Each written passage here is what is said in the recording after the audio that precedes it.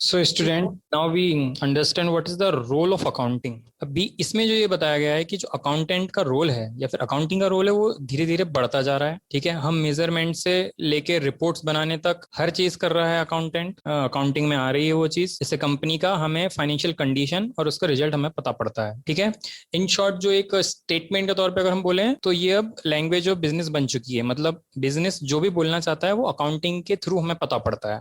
अब इसमें एक इंपॉर्टेंट पॉइंट ये भी है कि जो अकाउंटिंग इन्फॉर्मेशन होती है वो पास्ट ट्रांजैक्शन के बेसिस पर होती है ना। और उसमें हम क्वांटिटेटिव इन्फॉर्मेशन होती है और फाइनेंशियल इन्फॉर्मेशन होती है। मतलब कि हम उसमें गिनती के तौर पे जो चीजें गिनी जा सकती हैं उनको शो कर सकते हैं अकाउंटिंग इन्फॉर्मेशन में। जैसे कि आपने चार फर्नीचर खरीदे हैं, ठीक है, चार कुर्सी खरीदी है, तो उस चीज को आप क्वांटिटी के तौर पर और इतने इतने अमाउंट के, जैसे कि एक कुर्सी आपने 1,000 की खरीदी और चार कुर्सी आपने 4,000 खरीदी, तो इस इन्फॉर्मेशन को हम रिकॉर्ड कर सकते हैं। बट उस कुर्सी की क्या क्वालिटी है उस चीज को आप अपनी बुक्स में रिकॉर्ड तो नहीं कर सकते। तो इसकी एक लिमिटेशन होती है कि it does not provide qualitative and non financial information. मतलब किसी चीज की क्या क्वालिटी है या फिर कोई भी दूसरी जो नॉन फाइनेंशियल इन्फॉर्मेशन होती है उसको हम अपनी अकाउंटिंग में रिकॉर्ड नहीं कर सकते हैं। ठीक है, अब इसके बाद ये चीज अब कंप्लीट हो गई है कि रोल ऑफ अकाउंटिंग क्या होता है। तो हम अगले टॉपिक को समझते हैं, एंटिटी क्या होती है। ऊपर हमने देखा कि रोल ऑफ अकाउंटिंग क्या होता है, अब हम कुछ टर्मिनोलॉजी समझ रहे हैं जो कि हमें अकाउंटिंग में आगे जाके काम आएगी। एंटिटी, एंटिटी मतलब क्या होता है कि कोई भी एक इंडिविजुअल एग्जिस्टेंस की चीज होती है, मतलब जिसका कुछ एक रियलिटी में एग्जिस्टेंस है ना। तो अब जैसे कि सुपर बाजार है, आईटीसी कंपनी है, ठीक है, डी मार्ट है या फिर रिलायंस फ्रेश है, ये सब एक अपने आप में एंटिटी है। इन सब का एक एग्जिस्टेंस है, ठीक है, अपना खुद का। और ये जो बिजनेस एंटिटी है ये हमेशा एक अकाउंटिंग सिस्टम के बेसिस पर चलती है। And accounting system is always device for a specific business entity. ठीक है, इसके बाद ट्रांजैक्शन। ट्रांजैक्शन क्या होता है कि जब दो या दो से ज्यादा लोगों के बीच में कोई एक इवेंट होता है उसको हम ट्रांजैक्शन बोलते हैं। ठीक है, और उसमें कुछ वैल्यू इन्वॉल्व होती है। आपने किसी से कुछ परचेज किया तो आप दो लोगों के बीच में ट्रांजैक्शन हुआ है। ठीक है, और उसमें आपने जब परचेस किया तो कुछ मनी इन्वॉल्व है, कुछ वैल्यू इन्वॉल्व है। ठीक है, तो ये एक ट्रांजैक्शन हो गया। उसके एग्जांपल इसमें दिए गए। असेट्स, असेट्स क्या होती है कि assets are economic resources of the an enterprises. ठीक है, express in the monetary term, यानी कि कोई भी एक ऐसा रिसोर्सेज, जैसे कि आपने कोई भी गुड्स परचेस किया है और उसको आपने स्टॉक में रखा हुआ है। जैसे कि आप भी किसी चीज की परचेस सेल करते हैं, मान लीजिए कि आप मोबाइल फोन खरीदते हैं और बेचते हैं, तो मोबाइल फोन आपके पास स्टॉक में पड़े हुए हैं साल के आखिरी में और वो अभी तक बिके नहीं है, तो वो आपके इकोनॉमिक रिसोर्सेज हैं। ठीक है, और उसको आप मॉनेटरी टर्म में एक्सप्रेस कर सकते हैं। जैसे कि मान लीजिए आपको किसी से पैसे लेने हैं, ठीक है, डेटर्स, जिनको आपको जिससे पैसे लेना रहता है वो आपके डेटर्स होते हैं, वो आपके असेट्स होते हैं। ठीक है, क्योंकि आपसे उनको, आपको उनसे कुछ बेनिफिट्स होंगे। ठीक है, और ये इकोनॉमिक रिसोर्सेज कहलाते हैं। दूसरी चीज है कोई रॉ मटेरियल या फिर कोई भी स्टॉक, जो मैंने भी बताया कि जिनसे हम कुछ चीज, जैसे बैंक हो गया आपका, तो आपके बैंक आपका एक इकोनॉमिक रिसोर्स है। ठीक है, और उसको मॉनेटरी टर्म में आप एक्सप्रेस कर सकते हैं। उसके बाद जो असेट्स होती हैं वो दो टाइप की होती हैं, करंट असेट्स और non current assets. Current assets का और नॉन करंट एसेट्स का जो एकदम सिंपल वर्ड्स में मीनिंग रहेगा वो ये कि करंट यानी कि कोई चीज जो करंटली है बट बाद में नहीं होगी। ठीक है, जैसे कोई करंट न्यूज, आप जैसे हम करंट वर्ड को कहाँ यूज करते हैं, करंट न्यूज क्या है, करंटली आप कहाँ पर रहते हैं, आप कहाँ पर काम करते हैं। तो करंट असेट्स मतलब जो असेट्स अभी के लिए हैं। अभी का मतलब जो अपनी बुक्स में होता है या फिर फाइनेंशियल स्टेटमेंट अकाउंटिंग में होता है वो होता है 12 मंथ से कम, यानी एक साल से कम। 12 महीने से कम अगर कोई एसेट्स हमारे पास रहती है तो हम उसे करंट असेट्स बोलते हैं, और 12 महीने से ज्यादा अगर कोई एसेट्स होती है तो उसे हम नॉन करंट एसेट्स बोलते हैं।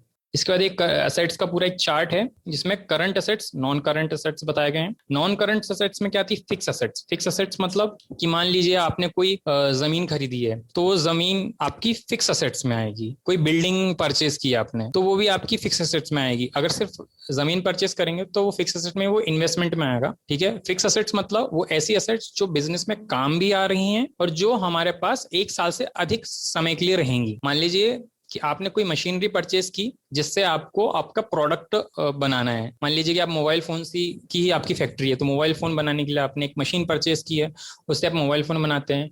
अगर वो मशीन आपके यहाँ पर एक साल से ज्यादा टाइम के लिए काम आती है या फिर यूज होती है तो उसे हम फिक्स असेट्स बोलते हैं।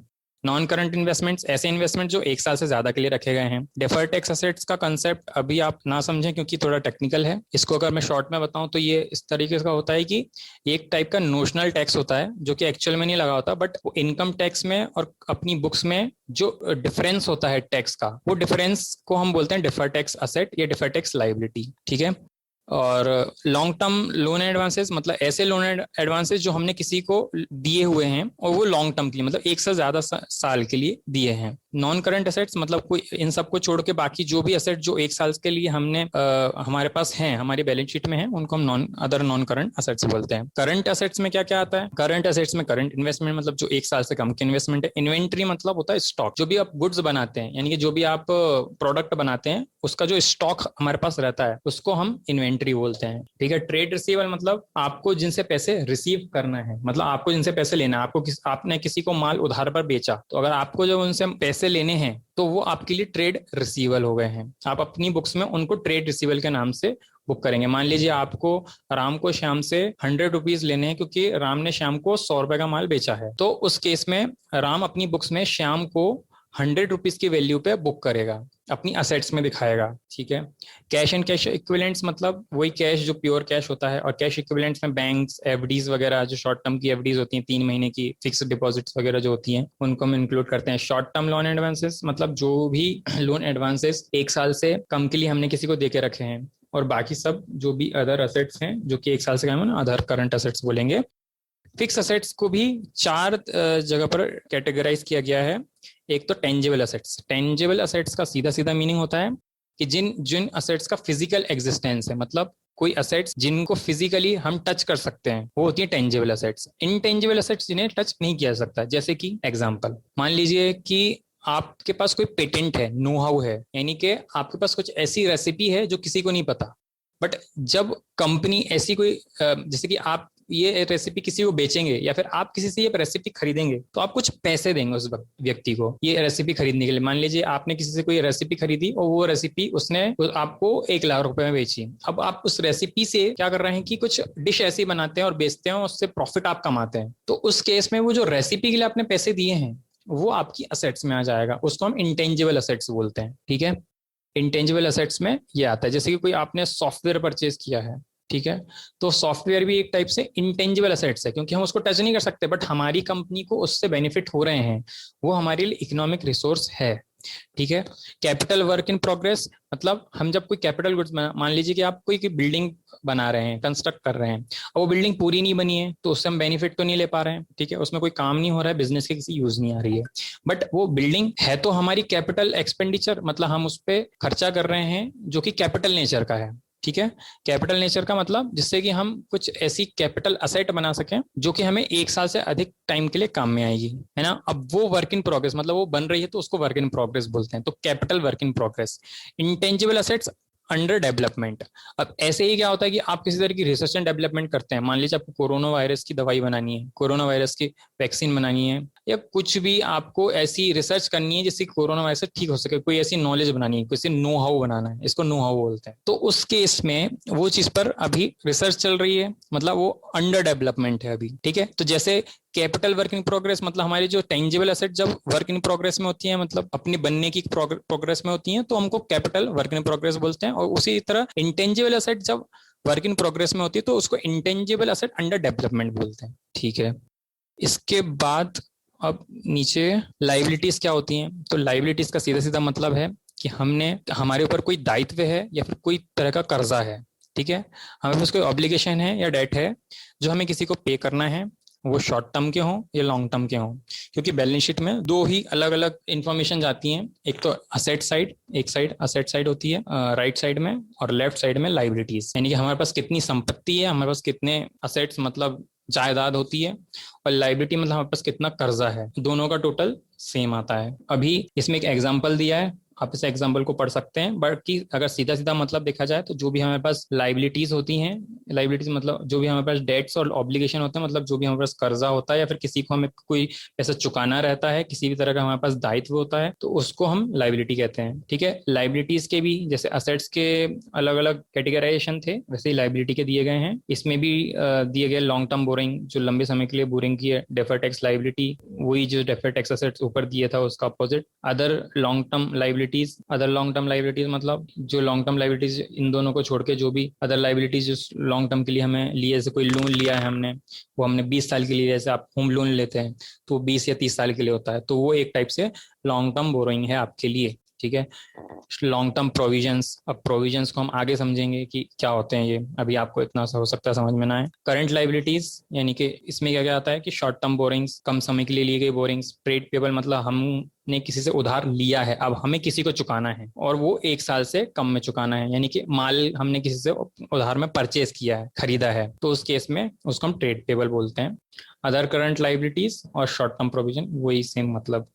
इसके बाद आते हैं कैपिटल। कैपिटल क्या होती है? कैपिटल मतलब जब आप कोई बिजनेस स्टार्ट करते हैं तो आप कुछ पैसा इन्वेस्ट करते हैं उसमें, उस बिजनेस में, और उस बिजनेस को आप कुछ भी नाम दे सकते हैं, उसको फर्म या कंपनी के नाम से भी बना सकते हैं, पार्टनरशिप के नाम से भी बना सकते हैं, जैसे वैसे बना सकते हैं। और उसमें आप कुछ ना कुछ इन्वेस्टमेंट लेके आते हैं, जैसे कि मान लीजिए आपने कैश डिपॉजिट, कैश दिया, आपने 4 लोगों ने कोई पार्टनरशिप से एक बिजनेस स्टार्ट किया है, आपने क्या किया कि आपके पास 1 लाख रुपए थे तो आपने वो दे दिया। किसी के पास घर था तो उसने कहा कि मैं अपना घर देता हूँ ताकि हम वहां पर बिजनेस स्टार्ट कर सकें। किसी ने अपनी मोटरसाइकिल दे दी तो वो एक असेट्स हो गई। तो इस तरह के असेट्स और कैश इस फॉर्म में हम क्या करते हैं, अपनी फर्म के अंदर एज अ कैपिटल इंट्रोड्यूस करते हैं। जब हम ओनर होते हैं, एज अ ओनर अगर हम इन्वेस्ट करते हैं अपनी फर्म में तो उसको हम कैपिटल कहते हैं। ठीक है, सेल्स, सेल्स मतलब कोई भी प्रोडक्ट हमने सेल किया है, अब वो कैश में भी कर सकते हैं और क्रेडिट में भी कर सकते हैं। रेवेन्यू मतलब कुछ भी अदर सेल्स के अलावा, मतलब ये भी सेल्स भी रेवेन्यू होता है, अदर इनकम जो भी हमें होती है जैसे कि कमीशन, इंटरेस्ट, डिविडेंड। मतलब हमारा मेन काम है मोबाइल खरीदने और बेचने का, बट हमने क्या किया, किसी चीज में हमको कमीशन नहीं मिलता, हम कुछ ऐसा वर्क भी करते हैं, हमने अपनी एफडी मतलब पैसा एफडी में लगाकर फिक्स डिपॉजिट, उससे हमें इंटरेस्ट मिल रहा है, कंपनी के शेयर खरीद कर डिविडेंड मिल रहा है, रॉयल्टी, हमने किसी तरह का किसी का पेटेंट दे के रखा है किसी को, उससे हम रॉयल्टी लेते हैं, हमने हमारे पास कोई घर है हमने उसको रेंट पे दे के रखा है, उससे हमें रेंट मिल रहा है, तो ये सारे भी एक रेवेन्यू कहलाते हैं। ठीक है, इसके बाद आता है एक्सपेंस। एक्सपेंस मतलब यही जो बिजनेस चलाने में रेंट, वेजेस, सैलरी और इंटरेस्ट, ये सब सारी चीजें जो light, water and telephone expense, ये सारे एक्सपेंस कहलाते हैं जो कि हमें रेवेन्यू कमाने की प्रोसेस में खर्च करने पड़ते हैं, ऐसी लागत जो हमें लगानी पड़ती है बिजनेस को चलाने के लिए, रेवेन्यू कमाने के लिए। ठीक है, एक्सपेंडिचर, एक्सपेंडिचर में क्या आता है, तो एक्सपेंडिचर मतलब स्पेंडिंग मनी। एक्सपेंडिचर भी 2 टाइप के होते हैं, एक है रेवेन्यू एक्सपेंडिचर और एक कैपिटल एक्सपेंडिचर। ठीक है, ऐसे एक्सपेंसेस जिससे हमें सिर्फ 1 साल के लिए बेनिफिट मिलता है, जैसे कि रेंट है, तो रेंट जब आप पे करते हैं तो आपको जैसे 1 महीने का आपने रेंट पे किया है तो आपको सिर्फ 1 महीने का बेनिफिट मिल पाएगा। ठीक है, जो कि 1 साल से कम है, इसलिए वो रेवेन्यू एक्सपेंडिचर है। दूसरी तरफ मान लीजिए आप कुछ ऐसा एक्सपेंस करते हैं जिससे कि आपको 1 साल से अधिक टाइम के लिए कुछ बेनिफिट मिलते हैं। ठीक है, जैसे कि आपने कोई मोटरसाइकिल परचेज की या फिर आपने कोई बिल्डिंग परचेज की है, तो उससे आपको 1 साल से ज्यादा टाइम के लिए बेनिफिट मिलेगा, इसलिए वो कैपिटल एक्सपेंडिचर कहलाता है। ठीक है, लाइक मशीनरी, फर्नीचर, आपने फर्नीचर बनवाया तो वो भी कैपिटल एक्सपेंडिचर कहलाएगा। प्रॉफिट, प्रॉफिट मतलब कि हमारे रेवेन्यू जो है वो हमारे एक्सपेंस से ज्यादा है, आप जो कमा रहे हैं वो आपके खर्चे से ज्यादा है, तो वो आपका प्रॉफिट है। अब इसके बाद गेन, गेन क्या होता है कि ऐसे प्रॉफिट्स जो हमें इंसिडेंशियल एक्टिविटीज से मिलता है, मतलब जो हमारी मेन एक्टिविटी है मोबाइल खरीदने बेचने की है, बट मान लीजिए कि आपने कोई जमीन में इन्वेस्टमेंट करके रखा था, वो आपका बिजनेस नहीं है बट आपने सिर्फ इन्वेस्टमेंट किया था, अब वो जमीन को बेचकर आपको कुछ प्रॉफिट हुआ है तो उसको हम गेन कहेंगे। ठीक है, लॉस मतलब एक्सपेंस जब हमारे रेवेन्यू से ज्यादा होते हैं तो उसे हम लॉस कहते हैं। डिस्काउंट, डिस्काउंट भी क्या होते हैं, डिस्काउंट तो नॉर्मल है, ये हर कोई समझ सकता है डिस्काउंट क्या होता है। डिस्काउंट 2 तरह के होते हैं, एक ट्रेड डिस्काउंट और एक कैश डिस्काउंट। ट्रेड डिस्काउंट में मान लीजिए कि आप कहीं पर कुछ सामान परचेज करने के लिए गए, वहां पर दुकानदार ने आपको बोला कि ये 100 रुपए का माल है या 100 रुपए की चीज है, हम आपको इसको 80 रुपए में दे देंगे, तो ये क्या चीज हो गई, ट्रेड डिस्काउंट। ठीक है, 20 रुपए का ट्रेड डिस्काउंट कहलाएगा। अब उसने ये कहा कि अभी ये माल आप ले जा सकते हैं और मैं आपको 2 महीने की उधारी पर दूंगा, आप 2 महीने बाद मुझे पैसे आके दे सकते हैं, ठीक है, तो मैं आपसे 80 रुपये लूंगा। लेकिन अगर आपने मुझे अभी पैसे दे दिए तो मैं आपको 5% का डिस्काउंट और दूंगा। तो 80 रुपए पर, अगर मैंने 80 रुपए के उस माल पे अगर मैंने 5 रुपए का डिस्काउंट मिलेगा, 5% का डिस्काउंट मिलेगा, यानी कि 4 रुपए का, तो वो अगर अभी अभी मैं पे करता हूं तो मुझे वो एक कैश डिस्काउंट मिलेगा। ये कब? जब माल बिक चुका है, ठीक है।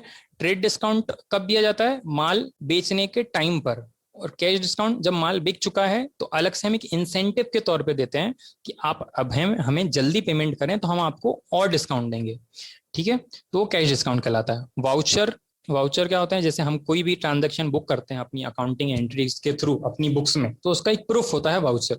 वाउचर में क्या डेबिट, क्या क्रेडिट, उसका क्या रीजन है, नरेशन में दिया होता है। ये सारी चीजें उसमें दी होती हैं, किस पार्टी को डेबिट किया, किस पार्टी को क्रेडिट किया है, इस तरीके की चीजें हमें वाउचर में मिल जाती हैं, ठीक है। गुड्स क्या होता है? Item that are purchase for use in the business are not called goods. इसमें क्या दिया गया है? तो गुड्स का मतलब होता है कि product in which the business unit is dealing. मतलब मान लीजिए कि आपका मोबाइल का ही बिजनेस है और मोबाइल के बिजनेस में आप डील करते हैं, उसके ही परचेज एंड सेल में डील करते हैं, तो उस केस में मोबाइल आपके लिए गुड्स हो गया है, ठीक है। But item that are purchase for use in the business are not called goods. मतलब कि अगर कोई भी ऐसा प्रोडक्ट जो कि आप अपने बिजनेस में यूज के लिए परचेज कर रहे हैं तो उसको गुड्स नहीं कहेंगे, ठीक है। जैसे कि आपने फर्नीचर परचेज किया है उसको यूज करने के लिए, ना कि उसको परचेज या सेल, मतलब या उसको सेल करने के लिए, तो उस केस में वो गुड्स नहीं कहलाएगा, ठीक है। तो ये गुड्स की डेफिनेशन है। इसके बाद आती है ड्राइंग। ड्राइंग में क्या दिया है? मतलब आपने कोई विड्रॉल किया है बिजनेस से अपने पर्सनल यूज के लिए, ठीक है। आपने अपने बिजनेस की जो पूंजी लगाई थी, अब उस पूंजी में से आप कुछ पैसा निकाल रहे हैं अपने कुछ पर्सनल एक्सपेंस को पूरा करने के लिए, तो वो उस केस में उसको हम ड्राइंग कहते हैं, ठीक है। परचेज मतलब किसी चीज को परचेज करना। ट्रेडिंग कंसर्न में मतलब जो गुड्स आप खरीदते बेचते हैं तो उसको खरीदने को हम परचेज कहेंगे, ठीक है। या फिर रॉ मटेरियल या फिर फिनिश गुड्स किसी भी तरीके से। स्टॉक, स्टॉक क्या होता है? Measure of something on hand goods. यानी कि मान वही सेम एग्जांपल कि आप मोबाइल का बिजनेस करते हैं, आपके पास साल के आखिरी में कुछ गुड्स अनसोल्ड बचे हुए हैं, मतलब कुछ गुड्स बिके नहीं है या फिर कुछ मोबाइल नहीं बिके, अब उसको हम क्या कहेंगे? स्टॉक। हमारे पास कितना स्टॉक पड़ा हुआ है अपने हाथ में रखा हुआ है, तो उसको ही हम इन्वेंट्री कहते हैं और इसको ही हम अपनी बुक्स में साल के आखिरी में कॉस्ट पे बुक करते हैं। इसके बाद डेटर्स। डेटर्स क्या होते हैं? मतलब हमें जिनसे पैसा लेना है, हमने जिनको माल उधार पर बेचा है, वो हमारे डेटर्स हैं। डेटर्स हमारी असेट होते हैं। क्रेडिटर्स क्या होते हैं? क्रेडिटर्स मतलब हमने जिनसे माल उधार पर खरीदा है, ठीक है, तो हमें जिन्हें पे करना है वो हमारे क्रेडिटर्स हैं, यानी ये हमारी लाइबिलिटी होते हैं, हमें इनको पे करना है, हमारे पर लाइबिलिटी है कि हमें इन्हें पे करना है। तो स्टूडेंट्स यहाँ पर चैप्टर फर्स्ट खत्म हो चुका है। इसके बाद इसमें कुछ बॉक्स 1 बॉक्स 2 करके कुछ अंदर थ्योरीज दी हुई थी, वो हमें अभी ओवरलुक करना है, और उसके बाद कुछ अंडरस्टैंडिंग इसमें दी गई थी, उनको एक बार हमें देखना है, तो वो हम अगले लेक्चर में देखेंगे। और सारे क्वेश्चंस जो हमें सॉल्व करने हैं, सभी एक बार क्वेश्चंस पढ़ लें, उनको एक बार सॉल्व करके देखें। अगर किसी भी तरह का कोई डाउट आता है तो उसको हम बाद में सॉल्व करेंगे और फिर एक अनदर लेक्चर में उन सब चीज़ों को डिस्कस किया जाएगा। Thank you.